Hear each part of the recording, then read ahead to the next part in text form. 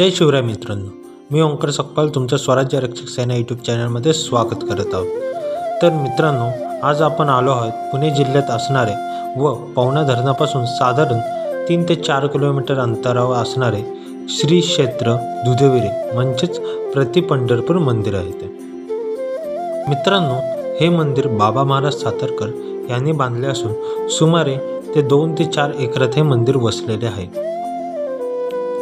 मुख्य मंदिरात प्रवेश करतानाच आपल्याला ज्ञानेश्वरीतील 6 हातांच्या गणपतीचे दर्शन होते। हा आहे मुख्य मंदिराचा सभामंडप। मुख्य मंदिरात आपल्याला श्री विठ्ठल रुक्मिणी, राम लक्ष्मण सीता व कृष्ण यांचे दर्शन होते।